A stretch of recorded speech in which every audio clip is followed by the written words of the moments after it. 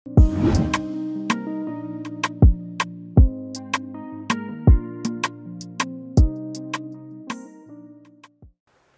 tax nga may woowee yaay duma sa yaay yow boo xamoon ni ma la bañee bu rey daganoon damay jël poson posone la nga dee. moom moo la jur. moomu jur kay. magam juru la wala rakkam. yow yaa ñàkk kersa te bon te sew te xaw ma lan moo tax nga réew. te xam nga ne boo ci duggee ñu dañuy xeex dañuy xuloo sa xol dafa rafet xam naa da ngay jël problème bu jàmbur dugg ci dem ci jusqu'au bout. ma la ci sant bu baax nag di la gërëm di la wax ni damaa bëggoon rek ñu toxu ndax kër gi kat léegi suñu doom yi bëgg màgg. kay suba naa la koy indi bu indi benn problème tamit. léegi looy def ba kay.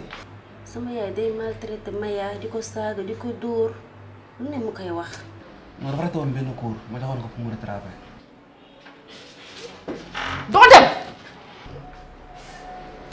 yow demal. man damaa xam ne bañ nit à ce point mosuma koo gis wax sàkkantumaa na koo jur. sama yaay li ma ko def laa xam. wàññi sa tàngoor wi ah xamal ne fi nekk nii fi nga dëkk nii yow indi fi dëkk su ko jógee ci kër gi.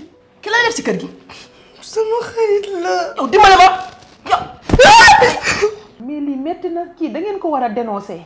man naa fi mbay maay dem di ko dénoncer man sëyaan kese la.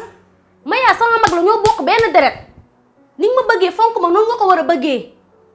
xoolal bis boo ma joxe sama alal doo ma gisati yow. ma ne nga dimbale ma soo bokkoon ak sama yaay lii nga ma def doo ma ko def yow doomeraan nga ku la xam-xam doomeraan.